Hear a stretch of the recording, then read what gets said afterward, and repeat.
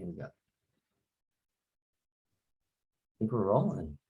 All right, you guys, welcome to Media Hub Spotlight, where we take an enhanced look at improving our digital skills. We will have a time of Q&A in between our conversations. So if you have a question with anything that we say, please feel free to chime in. Or if you wanted a private message, your question, you can private message Xander or Z or Alexander Ramirez here on Zoom, and he can ask it for you, for our introverts.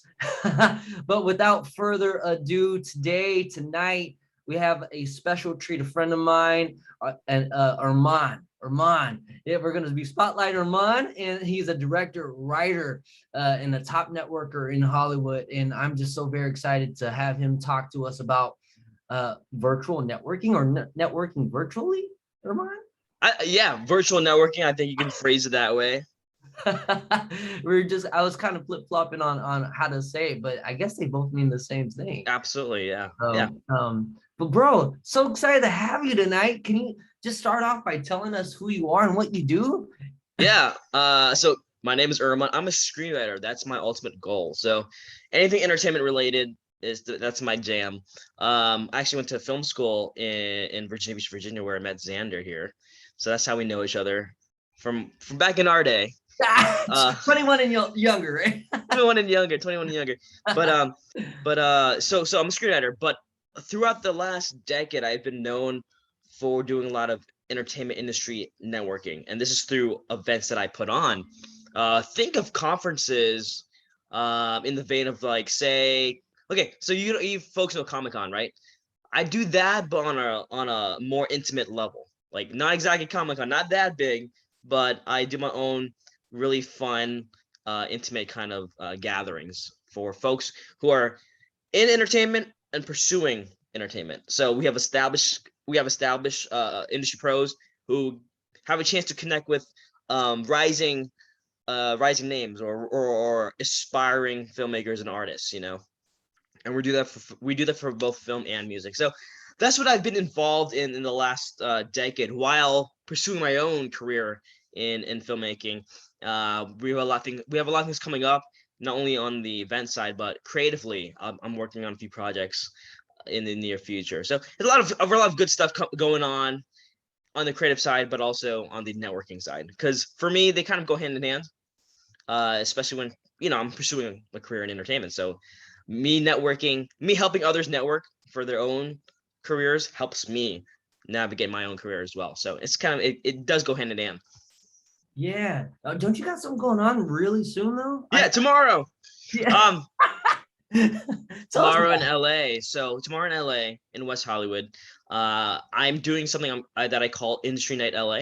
So it's very on the nose, Industry Night LA. So we invite filmmakers, actors, writers, musicians, models, even if they want, anyone in the entertainment industry. We invite them to come and network at this one location, and we are featuring 3 special guest speakers. One of them is my own manager, Ben Phelps. He runs a company called Magic Content, very small boutique kind of management company that has been in the trades recently. We've been in the Hollywood Reporter recently, Variety magazine recently, for some projects that are in the works. We have Eric Tovell. He is the VP of Creative at Sony Pictures Animation. So for anybody who is interested in animation, he's the type of guy you want to meet. Last but not least, we have Amy Oniobi. Hopefully I said her name right. Amy Oniobi. She is one of the executive producers and writers and directors of Insecure on HBO. So very popular show.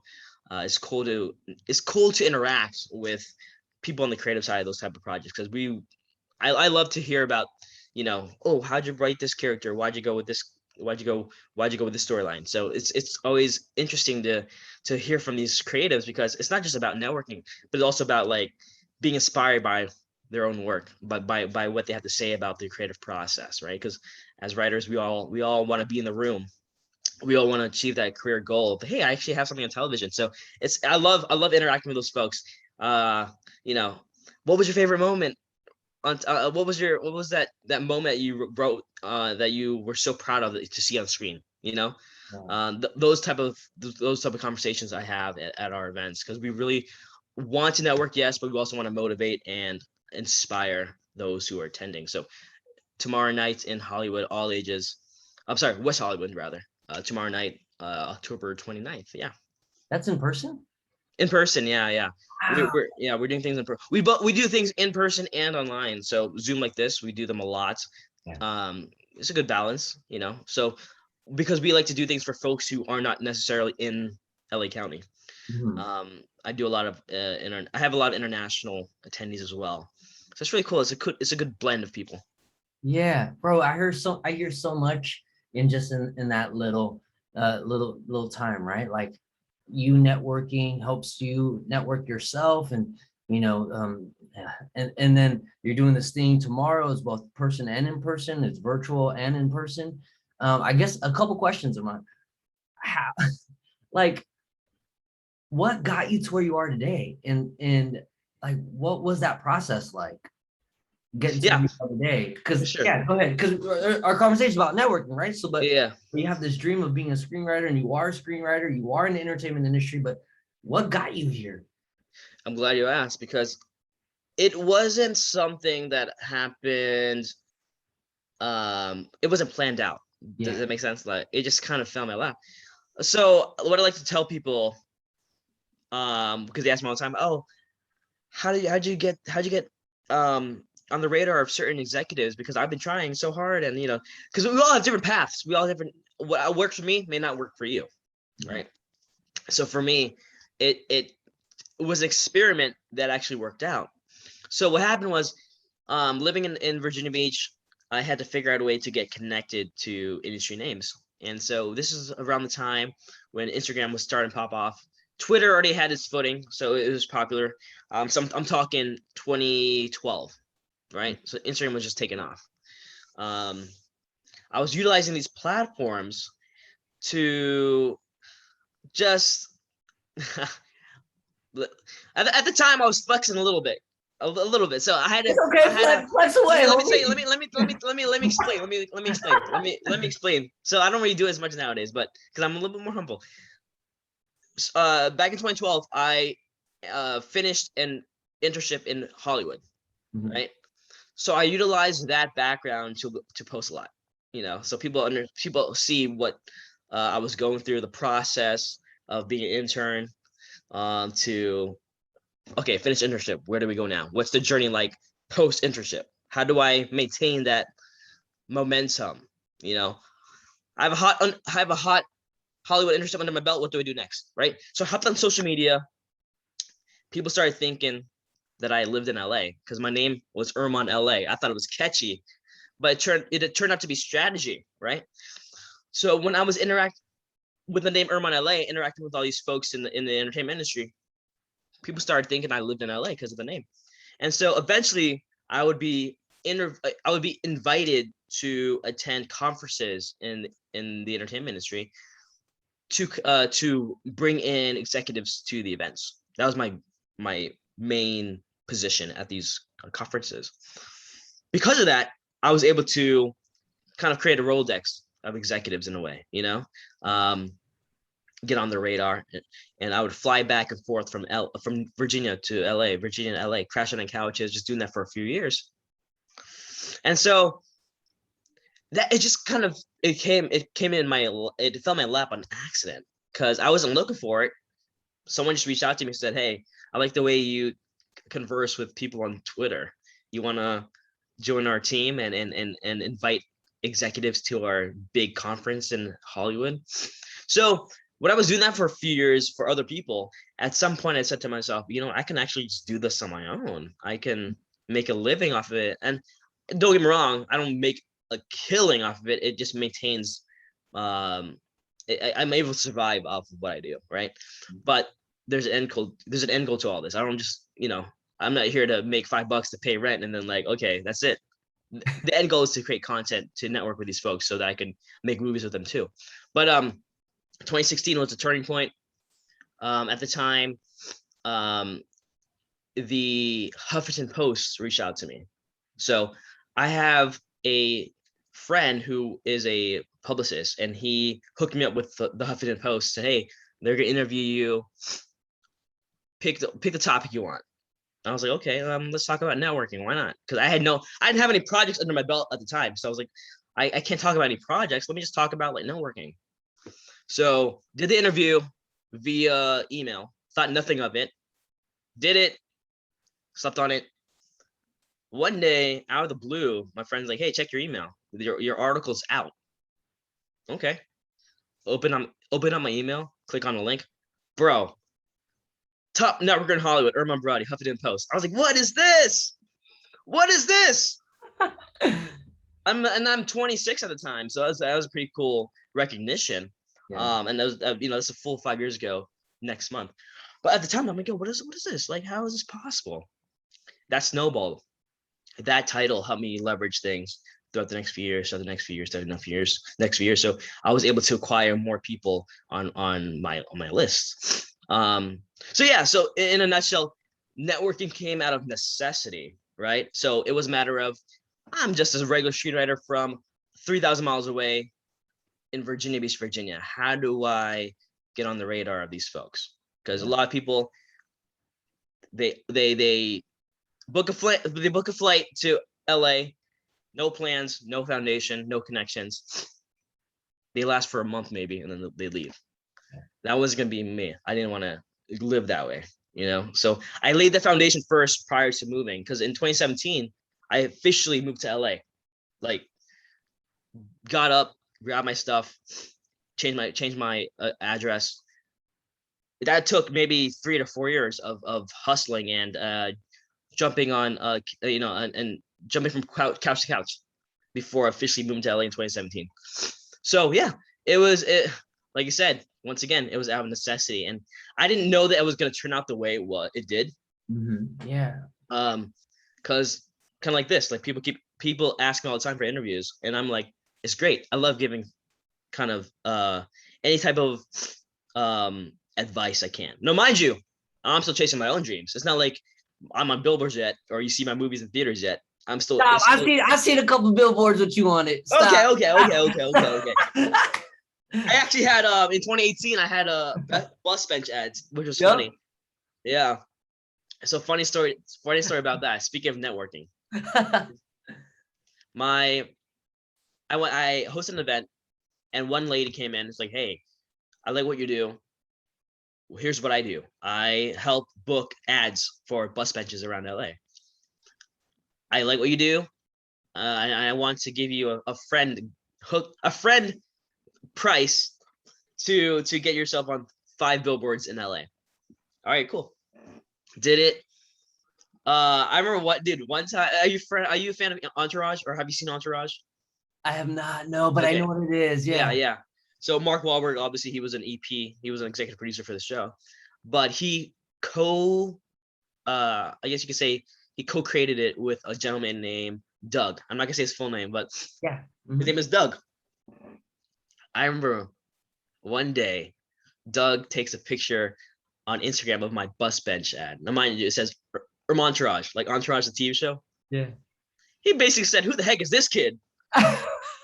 He was low key hating, but the good thing that came out of it was, like, as people say, publicity is good, right? All publicity is good publicity. So even though he was hating on me low key on his post, I got a lot of followers out of it. People in the comment section were defending me. People who knew me, who followed him, they're like, "Nah, Erman's legit. Like, he does good work. He does good work. He does great events. He's like not just some guy, right?"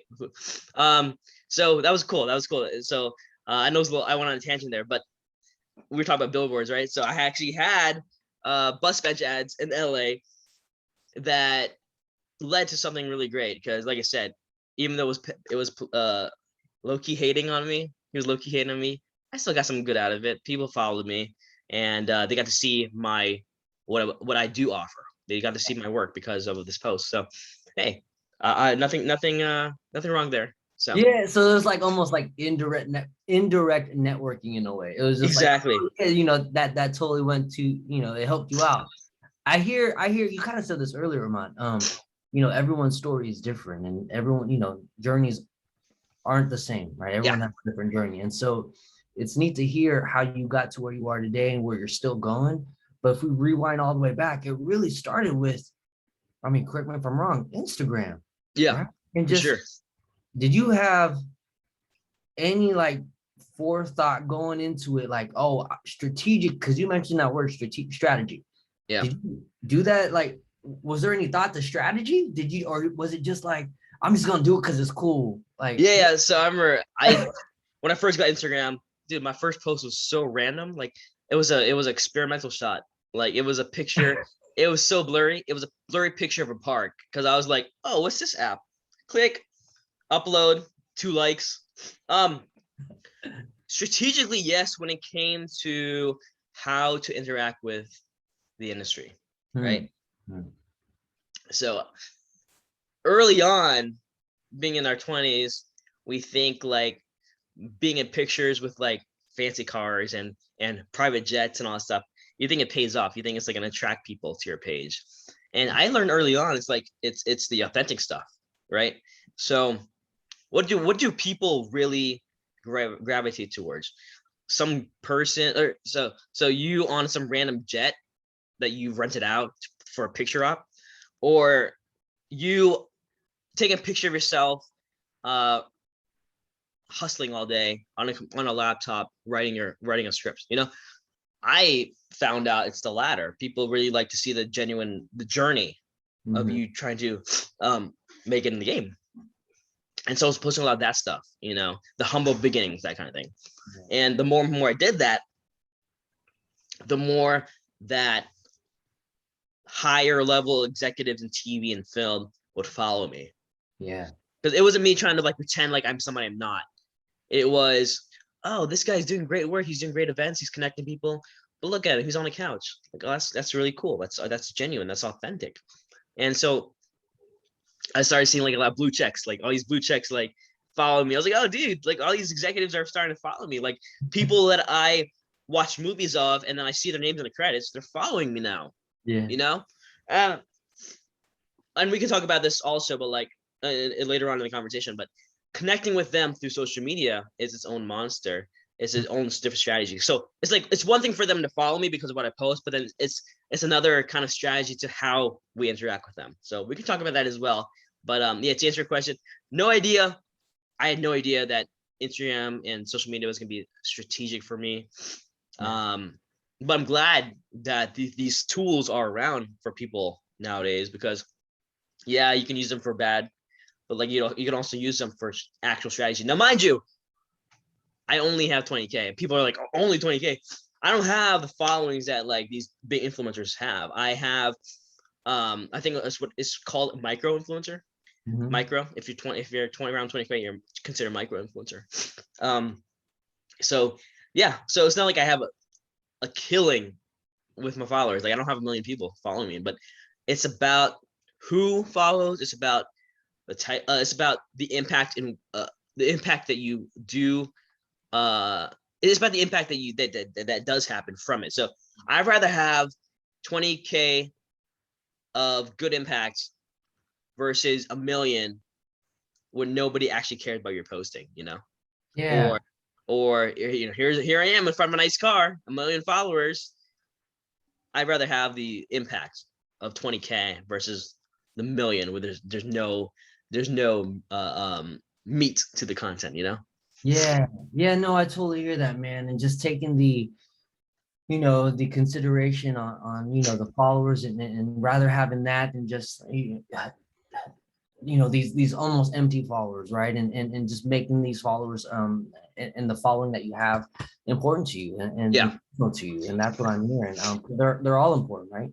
And Yeah, and I absolutely. see that, yeah. And so and sorry to interrupt, but mind you, yeah. what I'm telling folks in this recording is that, like I said early on, what works for me may be different from you, because some of these kids right now watch and may have TikTok with like 50K followers, and they're like, Erman, what are you talking about? Like me dancing for 15 seconds actually works.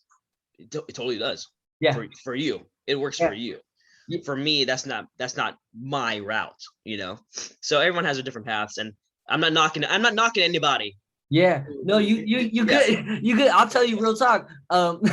Every time I post something about my wife, she gets like on reels, she'll get like 1,200 views. Like, I'm like, for me, that's dope, right? But anytime I post a video about me, 100 views. It's cool. So no, it's cool. I'm about to change my name to Xander LA. Oh, why not, dude? Hey, it rolls off the tongue. Xander LA. I like it. I like it. I love it. I love it. But bro, you brought up a good point though. I mean, because our conversation is about networking, and I know, I sent you these questions we were gonna go into, the difference between like virtual networking and networking in person. But networking via Instagram, networking via DMs, networking, Yeah. how to talk to other people, maybe more important, quote unquote, Yeah. than this. Like, Yeah. you had mentioned that a little bit. Can you? Yeah, for sure. Yeah. Give us, And this goes with any industry. Now, mind you, I'm specifically talking about the entertainment industry, but yeah. what I guess the piece of advice I give for others, it can be universal, right? Have you ever opened up your DMs from a stranger and without any type of introduction, it's like, yo, buy my mixtape, or, buy this from me, And it's like, if they come across that way, immediately you're like, nah, uh, there's no point in conversation. I'm out, right? Um, there has to be some type of way to connect with them without sounding like a salesman. Yeah. In the industry, a lot of actors kind of fall fall victim to this bad idea of like, hey, casting director, here's my reel, thank you so much, check it out.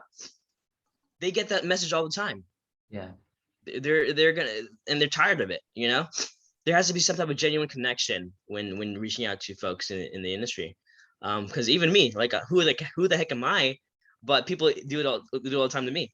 Check out my mixtape, check out my CD, check out my song. Like, I don't know who you are. Let me know who you are first. Let me know who you are as a human being.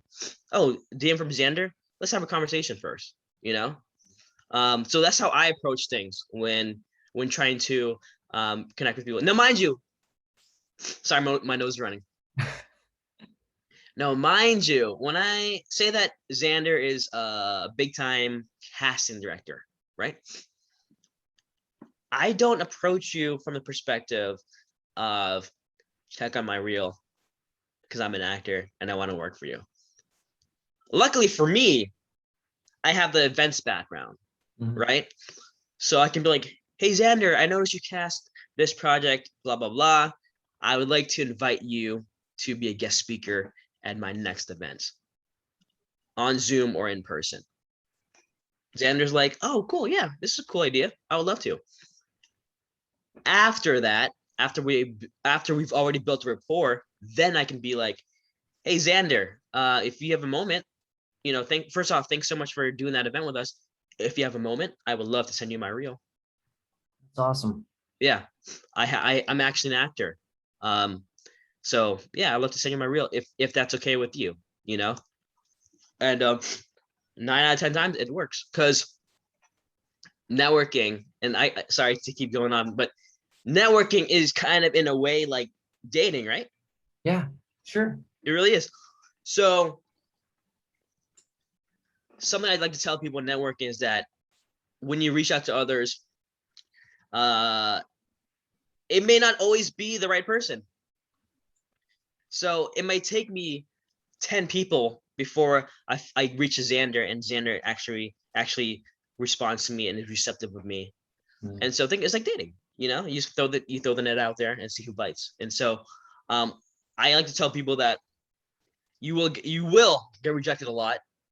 It's just part of the game, but roll it off your shoulder, because the person who does respond to you eventually, or is receptive of you eventually, that's the right person. That's going to be the right person in your tribe.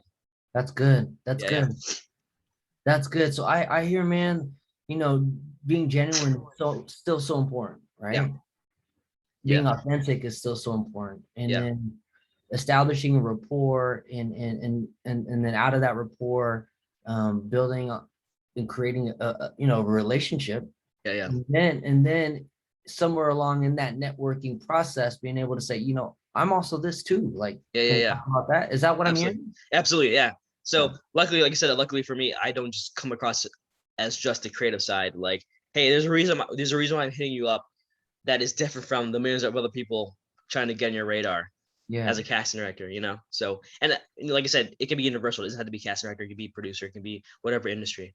Are you saying though I can do that through a DM? Yeah, for sure. A lot of them. That's why a lot of them have Instagram. A lot of them have social media. How funny is this? Speaking of being authentic, I don't know what happened, but the moment Xander you press record, my like allergies start kicking in. So I do gotta, if you don't mind, folks, I guess gotta blow my nose really quick. Like I'm like dripping right now. So Go I'll be ahead, right back, Erman. Xander. You're good. Come on back, brother. For those of you guys still tuning in, Kyra, Xander, do you guys have any questions, any thoughts so far? How are you guys feeling about this? DMs, networking through Instagram, stuff like that. What are you guys thinking?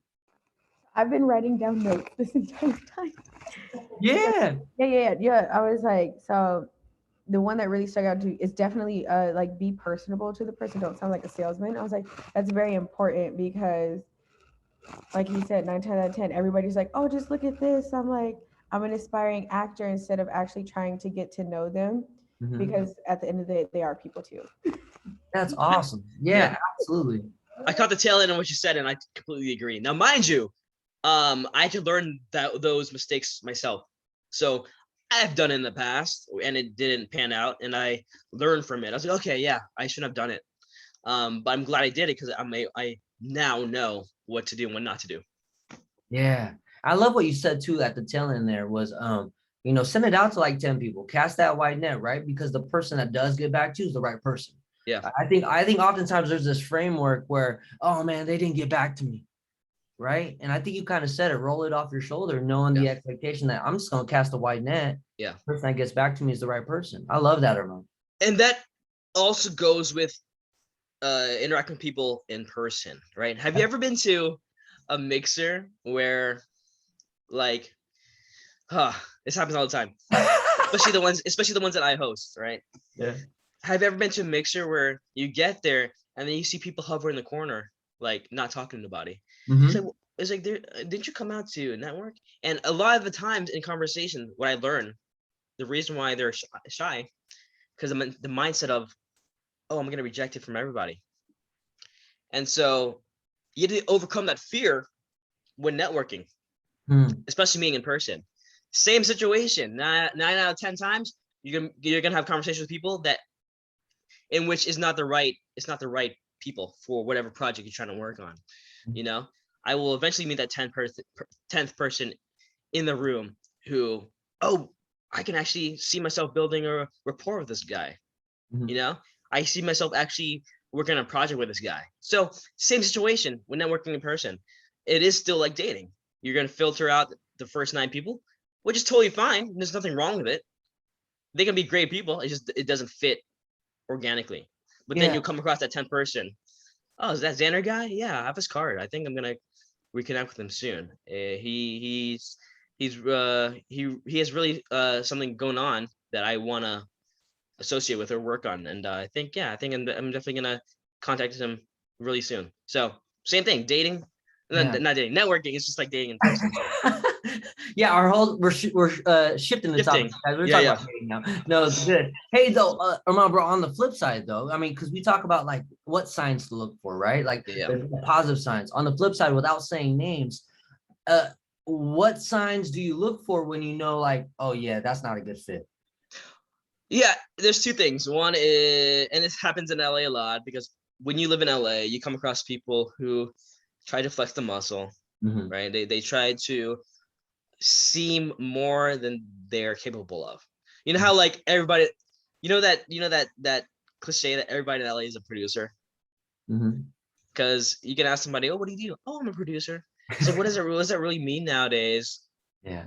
If everyone's calling themselves a producer.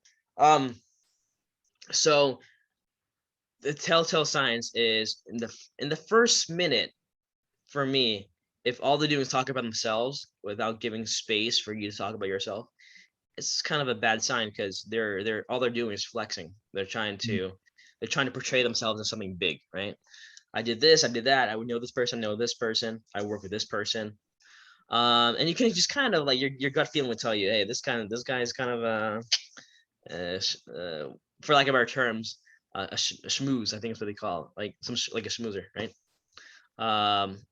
Or another sign, because networking is mutual, and the whole conversation is, what can you do for me? You know,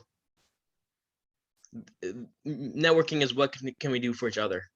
That's So I've good. been in conversations where someone's talked my ear off, and all I heard was, Erman, what can you do for me? You know this person, you know that person. Like, what can I get from you?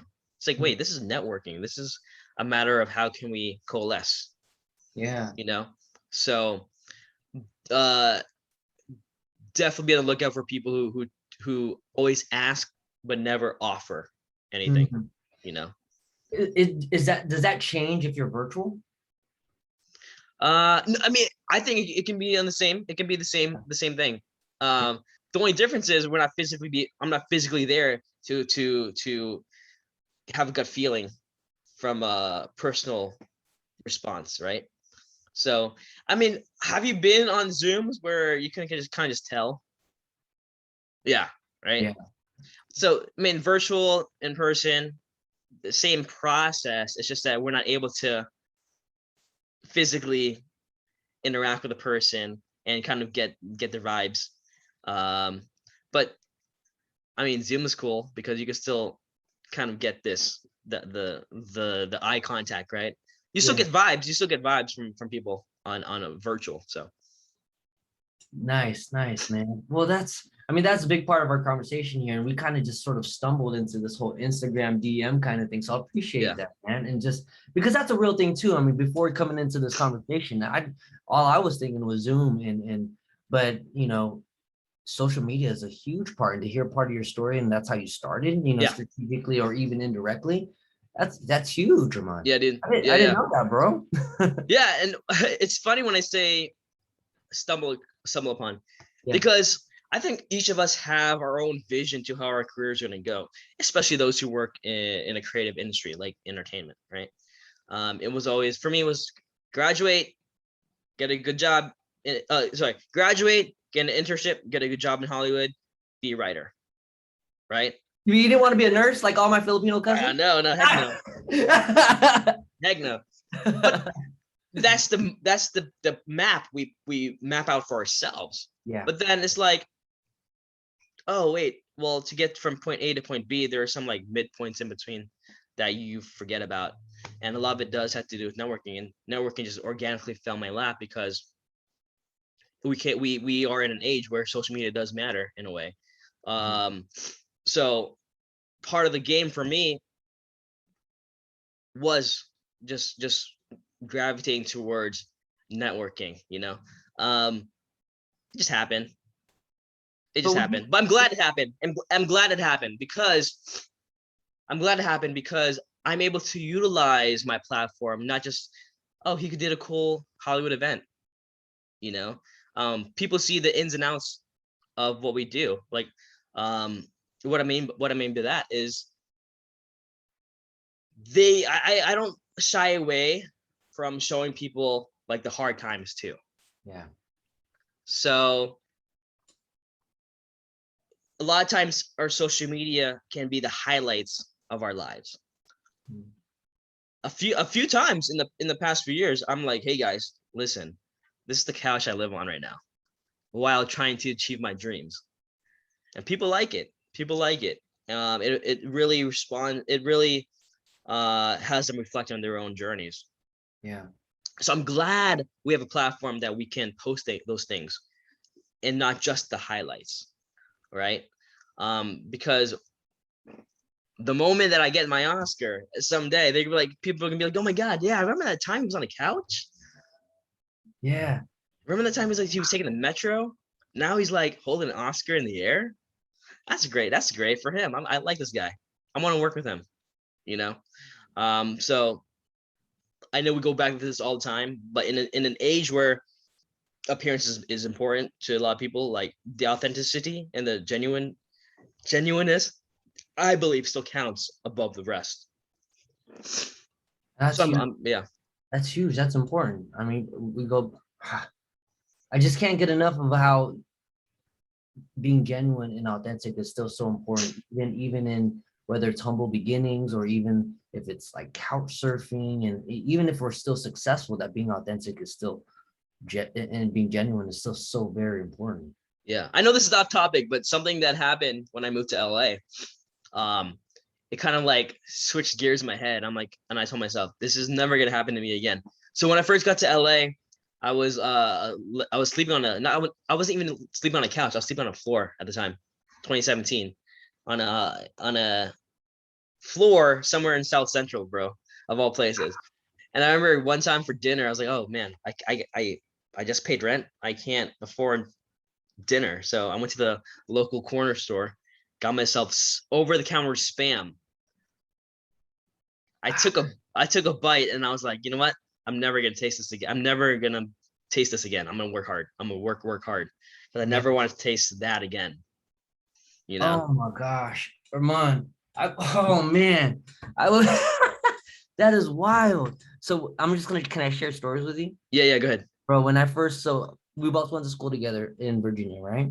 And when I moved back in 2012, I was working in LA. Yeah. But and then and then at the time the only place I had to live was with my mom. But I'm out of film school. I'm an adult. I didn't want to live with my mom. So and I had a place to stay, but I made this declaration to be in this industry.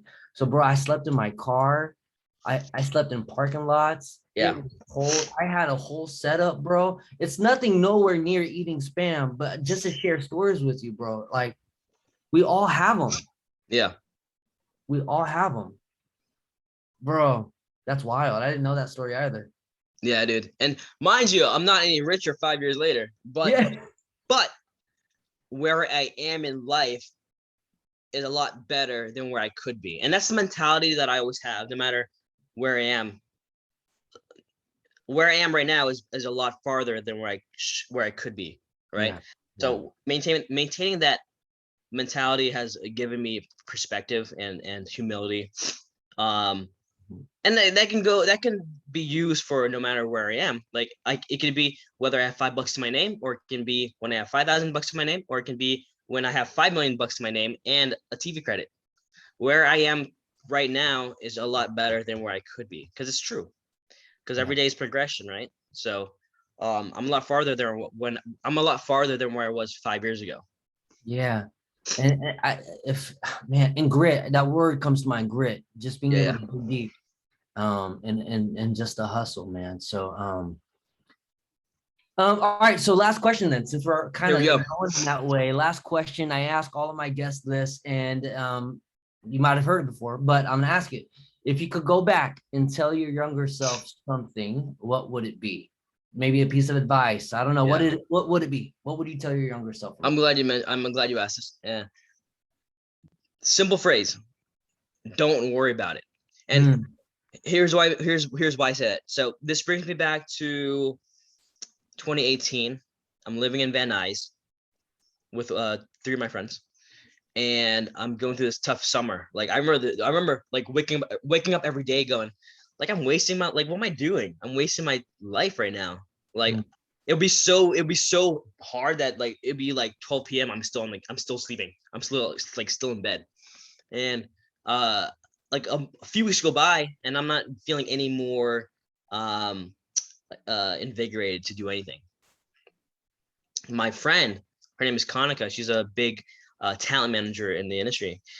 I had this conversation with her, and at the time I was 28, and I'm looking at 30 going, I'm 2 years from 30. What am I doing with my life? I know half the industry. Why is my career at a standstill? And she goes, Erman, do you truly believe that you'll make it in the industry? I was like, yeah, I do. I truly believe that. She goes, okay, then why does it matter what age it happens? And I sat back and looked and reflected. I was like, it's so true. Because whether it happens at 30, whether it happens at 31, which where I am now, whether it happens at 32, whether it happens at 33, whether it happens at 40, God forbid it happens at 40, but hypothetically speaking, whether it happens at 31 or 40, as long as it happens, I'll be happy, right? So all the times that I remember crying and staying up at night, and all the bad spam dinners, right? Yeah. Once it happens, no matter what the age it is, I can look back and be like, it was nothing. It was nothing.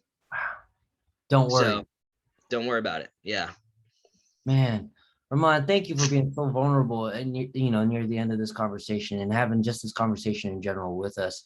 talking about networking, the difference between virtually and, being in person, and then the use of social media. All of those things just kind of really accumulates to our conversation. Thank you. Yeah. And mind you, like I said, anyone tuning in, what works for me may not work for you, and vice versa. What works for you may not work for me, but it's your own journey, and embrace it. And have fun with it, learn from it. For me, when I navigated things early on, I also just threw things at the wall and see what stuck. The expression, you throw spaghetti at the wall and see what sticks. Good sticks. Yeah, that's what happened to me, man. And so, but I'm grateful that some of the things flop because I know what works for me. Yeah.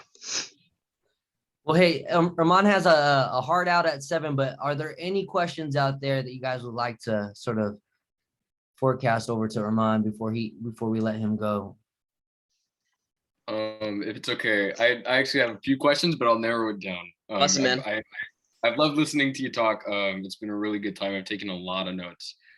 This one is more it kind of sidebars, but Yeah. I know when you came in, you were talking about how you went to church last night, right? And you went out to dinner with your friends.